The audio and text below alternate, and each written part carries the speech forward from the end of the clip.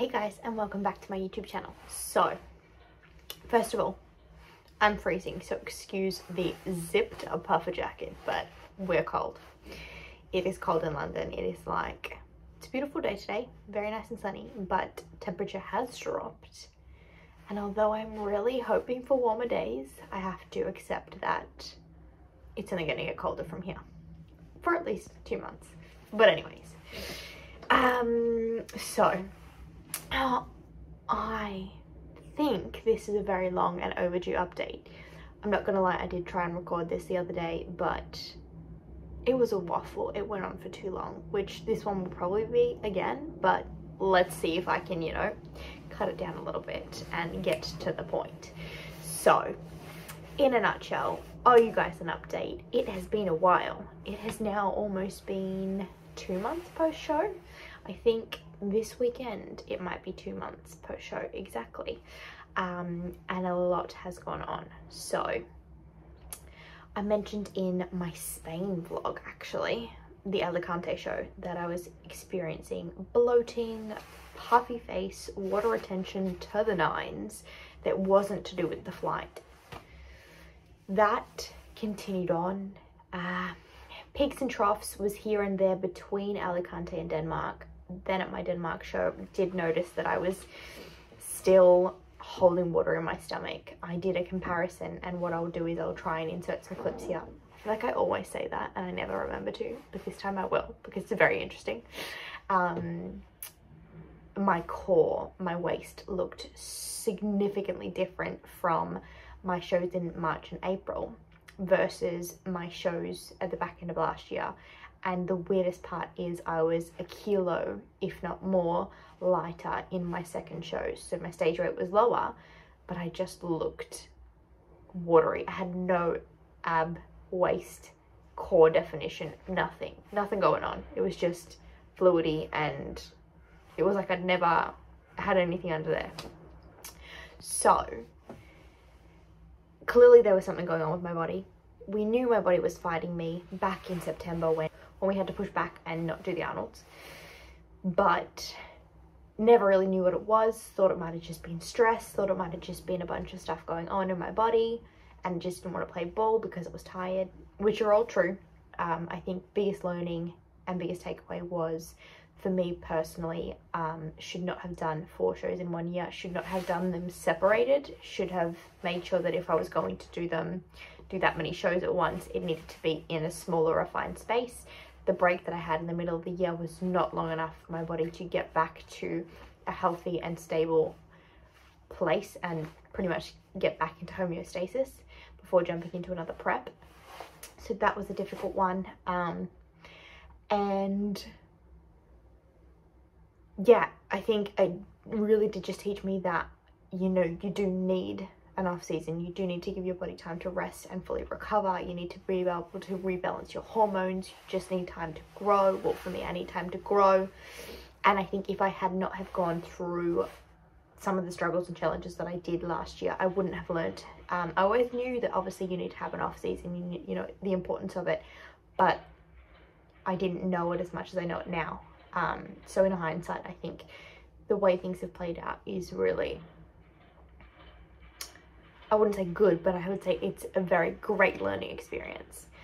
But yeah, so where am I at right now? So over the course of the last 2 months, it's been very up and down. So as I mentioned in my previous vlog around sort of reverse meals, and introduction of new food groups in my reverse diet, I have been struggling a lot with digestion and bloating, and I mean, I was struggling with them in prep, but now I'm struggling with them out of prep and in the reverse, and still to this day I'm struggling with it. So what happened was it actually started to get very, very bad as I introduced more variety in my vegetables and more variety in my protein sources, whereas I thought my body would get a little bit, you know, have a bit of an issue with it, but then iron out the kinks. And as I increased macronutrients and we got some more fuel in the body, that slowly it would start to heal and start to digest foods a little bit better.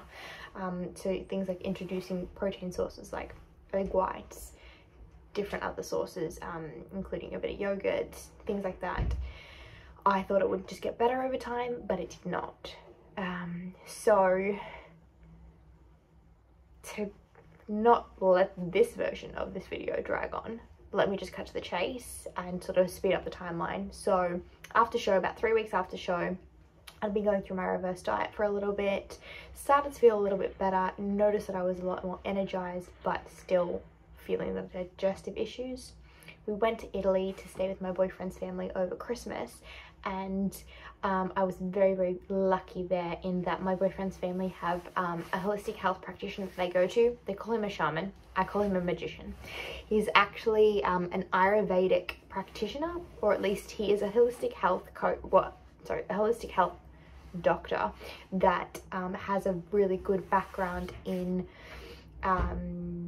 Tibetan medicine and Ayurvedic medicine, which is pretty much where Western medicine and Chinese medicine stem from. So I'm not sure how much you guys know of Ayurvedic medicine, but it's something that I first heard about maybe 4 years ago now, and all that's happened of late has kind of really pushed me to go down that route of really finding out more about it, because it always intrigued me and I just never really dedicated the time to research it more and learn about it more. So I'm grateful that now I'm learning about it a lot more, and if that's something you're interested in, how I'm sort of either learning about it or introducing bits and pieces into my daily life, just let me know, chuck it in the comments, or let me know by Instagram, because I am really loving that, so I'm happy to share.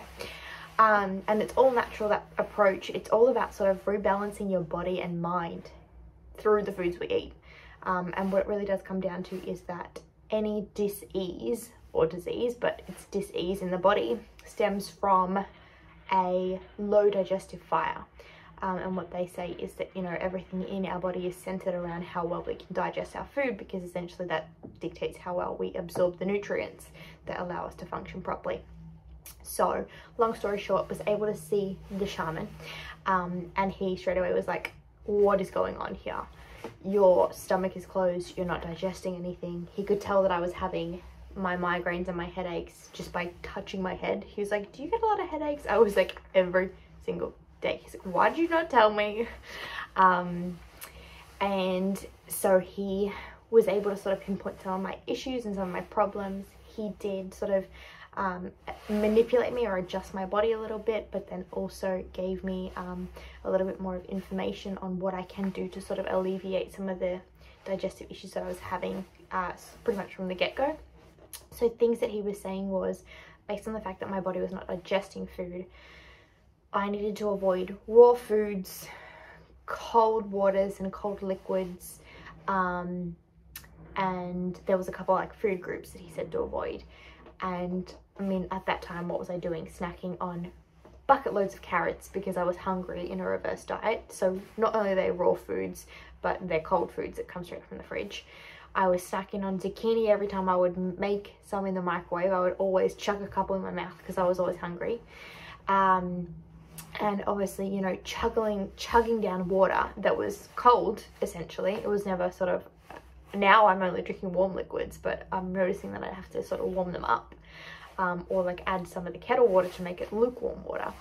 But I was doing all that, and essentially what that does is that pretty much when you're having cold liquids or cold foods or raw foods, it's adding water to a fire. And if you think of your digestion as, they call it your Agni, which is your digestive fire, if you're adding water to that, it's going to, when you add water to a fire, what does it do? It kind of like dissipates.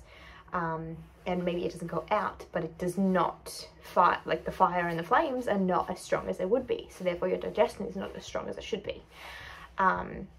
So that was one thing. He gave me some supplements to take, and some other sort of food groups, as I mentioned, to avoid. And yeah, he was pretty much like, let's see you next week again and try and work on you. And over the course of the next week, it was really uncomfortable. The bloat was insane. I was really trying to stick to my reverse diet, but then also stick to food groups that I knew that I could sort of handle. So they were pretty much, and when I say that, I tried to stick to food groups that I would usually consume at home, but obviously I was out of my own comfort zone. Well, not even my comfort zone, I was out of my own environment in somebody else's house and kitchen, which yes was also, you know, considered my home, and I felt very comfortable and I was really welcomed, but you just don't have your own things at your liberty to sort of use. So obviously I had to make some adjustments there.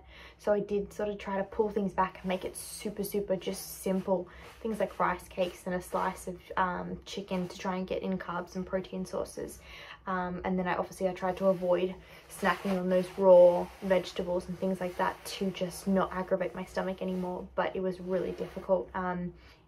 By cutting out a few of those things and including things like warm water and starting my day with like a warm ginger tea or a cardamom tea, things that really help to fire up your digestive system, that really helped. So although it didn't do a massive world of good, it did ease it a little bit, but at the same time I was still feeling a lot of pain and discomfort. And of course, given that I was coming out of a reverse diet and only 3 weeks post-show, not only are you battling that little monster in your head trying to tell you that you should be lean and stage lean, also saying that, you know, your hunger hormones are saying you want to eat the world, and then you're feeling super uncomfortable and bloated. It was just not a nice mix. So I am so grateful that I had a therapist, and I was talking to a therapist at the time who I'm still talking to now, because I feel like I would have been an absolute nightmare. Maybe more so than I might have been. We'll ask my boyfriend that one. No, but I feel like it would have been a lot harder to manage all the voices in my head that we all deal with, and the negative thoughts and all that, along with my emotions. But yeah, I did try to still enjoy myself there whilst we were there for Christmas, and still, you know, eat with the family at times, because I think over the last 3 years, we weren't able to go last year, but 2 years ago, we were obviously able to go, and the year before that I was very strict with what I would eat and what I wouldn't eat. I would get very much up in my head about it, and overstress myself when I hadn't even stepped on stage at that point in time. I was working with my coaches back then, but I think my mindset was still very rigid and like, you can't do this, you can't do that. I would have a lot of sort of negative self-talk if I splurged a little bit or had dessert or whatnot. So I think this year it did teach me quite a bit, even with everything going on. So that's another silver lining there. But once we got back to London, one of my friends, Meg, referred me to a naturopath to try and figure out if I could sort out some of my issues with my digestion, because what we had found is there was a lot more going on than what we had information for. So I guess prior to going to December, just to backtrack a little bit, I had some blood work done at my local doctor. We'd had some blood work done after Spain, which showed that my reproductive hormone levels were well below normal, which we do know happens in PrEP, but he was very worried about those. He also found that my kidney filtration levels were outside the normal level, so he was a little bit worried, because it was almost as if my kidneys were not shutting down, but they were definitely not functioning properly. So 2 weeks after that, I had to get blood work done again just prior to my Denmark show, just to verify whether or not those low reads were actually factual or if they were just like outliers. And the blood results came back, and it did say that, you know, those reproductive hormones were well below normal range, and actually my kidney filtration rates had dropped within the 2 week span. So they'd significantly dropped, I think, by about 20 points. So I had a kidney filtration rate of about 45 millimole, I think it was called, or ml. I'm not too sure if I'm referencing that metric right, but apparently that is, I just found out yesterday that apparently that is early signs of kidney failure. Not that I had kidney failure, but that I was heading down that route, and as a young individual, apparently that was quite concerning. So my doctor did refer me off for an MRI because of the low hormone levels, and did want me to go and see an endocrinologist. So had the MRI. Thank gosh, nothing was there. He was worried that there might have been a small tumor on my pituitary gland that obviously regulates your hormones, but that is all fine. So it was great to know that that was all in the clear, but it was almost like, okay, what is going on then? So at this point in time, we're still waiting on an endocrinologist appointment. So obviously the NHS is quite backed up, and with this latest round of Omicron coronavirus, they're cancelling a lot of appointments. So I think that will still be a little bit far off, which is a little bit, not annoying, but it's a little bit, you know, you just kind of want answers, but it's okay. We do what we can. I'm still grateful that, you know, I may have an appointment with one in the future. But so that just leaves the digestion, and as I mentioned, yeah, I spoke to a naturopath who actually did an online consultation and had me do something like a spit test to understand if I had the signs and symptoms that were all leading towards a bacterial overgrowth in my gut called Candida, and that is essentially what was causing a lot of my issues, is what he thought. So things like my headaches, the face bloating, the fatigue, the bouts of anxiety, sometimes chest pain. What else was there? I would get the shakes from time to time. I was obviously feeling weak. I would have muscle aches, and some of these symptoms I couldn't really separate as to whether or not they were comprep related or just normal symptoms. So I think that's why it kind of went unmasked for so long. But there were so many symptoms that he was asking me the questions, and I was like, oh, is that connected? Things like my blurred vision, finding it difficult to concentrate, the brain fog, things like that, they're all linked to this. So what I'll do is I'll leave a little bit of a list, because I was doing a lot of research on Candida, and you can just see some of the different things that fall underneath the umbrella. It's quite crazy. And the more and more I've researched, I found that everybody has Candida in their body. We're all born with it, but when it becomes an overgrowth is when it becomes bad for you. And it's actually a lot more common than you think, but it does go very undiagnosed, and that is because the body protects itself, or at least, sorry, the bad bacteria protects itself by pretty much camouflaging itself in your body. So if you do things like a stool test, oftentimes the bacteria will kind of hide itself so it's not found. So it's not detected to be outside of a normal range. But sometimes obviously it does get quite severe, and the naturopath did suggest that given my symptoms and how I was rating on their scale, it had gone systemic, which meant that the bad bacteria had eaten through my gut microbiome, my gut lining, and gone into my bloodstream, which is why I was having such severe symptoms. So that has been fun. Over the course of January so far, I have been trying to follow a Candida-ish diet, which essentially means no refined sugars, which I wasn't eating anyway, but also, and no dairy. I'm not really a fan of dairy, but also limiting a few other food sources. Sometimes specific carb sources have to be removed if they're higher in sugar. Things like fruit need to be removed, and a whole bunch of other things, whilst also trying to take some supplements of pre and probiotics, and then also some antifungal supplements from the naturopath, which has been a roller coaster. Whew, there's been days where I have been so damn nauseous, or headaches most days.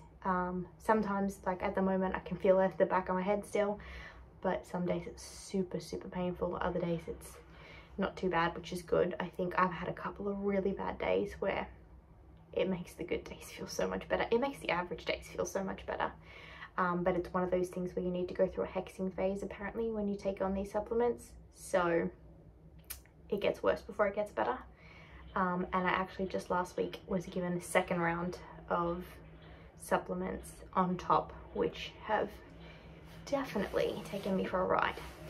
So I think with that, part of me was really keen to share a lot more about that Candida side of things, just raise a bit more awareness, and then just show you how I'm tackling it, because when I've been doing my own research, I haven't really found a lot of information out there, especially not in maybe the bodybuilding world, to try and give me sort of a steer on what I should be doing, or how I can do it a little bit easier, or ways it can be a little bit more comfortable within the discomfort.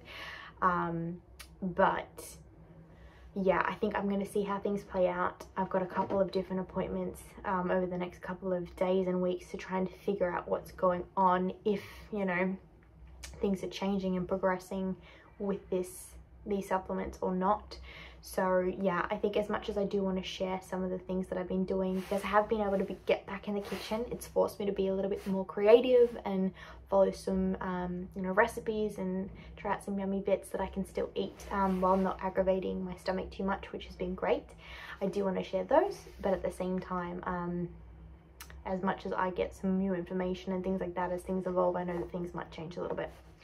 So yeah, I think that's where we're at this point in time. Unfortunately, the reverse diet has been stopped, in the sense that we're not increasing my calories because the scales are so up and down. I mean, I wake up super bloated some mornings, which has never been a thing, in the sense that I would always get bloated as the day goes on and in the evening, but I wouldn't usually always wake up bloated, whereas now I'm just a bloody pufferfish, or at least I feel like that.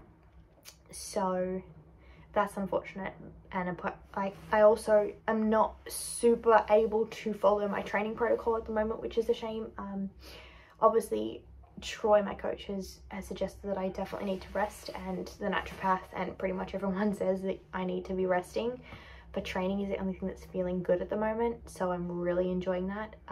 But I do know I need to moderate myself. Like, there was one week that I went 7 days a week, the whole 7 days, just because I really enjoyed it. I felt good. Those sessions were feeling really great. It was the one time that I was really enjoying it. So I need to learn to take a step back. I need to learn how to rest and recover. So guys, you're gonna have to give me all your tips and tricks.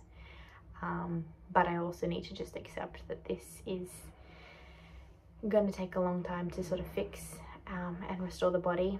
Just like Rome wasn't built in a day and I didn't get lean overnight, I'm also not going to be able to fix myself overnight, which is one of the hardest things when you're impatient. But they did say the Candida protocol and getting rid of Candida can take anywhere from 3 to 6 months to 12 months. It can take a very long time, so I just need to ride it out. But I also know that equally balancing out your hormones isn't something that can change like that either, so that's going to take a lot of time, a lot of rest, a lot of recovery, a lot of giving back to this body, eating, fueling, getting me back into a good place. So I think it's going to be quite a bit of a journey, but I'm actually really excited to get into it because it's really forcing me to grow. I think it's already been so challenging and we're only just stepped into this year, but it's really forcing me to lean into the areas that I maybe don't want to or I've neglected in the past. So I think, you know, only good things are coming from this, even if at the time it feels crappy. But yeah, so that's my update. I will keep you in the loop, but also am really keen to start sharing some bits and bobs, recipes, fun things that I've been trying out, or as fun as it can be at this point in time, and also things on the Ayurvedic side. So let me know what it is you want to see. But yeah, so that's just a bit of an update from me. Not exactly where I was hoping to be in Jan. Was hoping to be lifting super heavy, eating up so much, and just feeling my best self. Not feeling my best self, but we'll get there each day, one day at a time.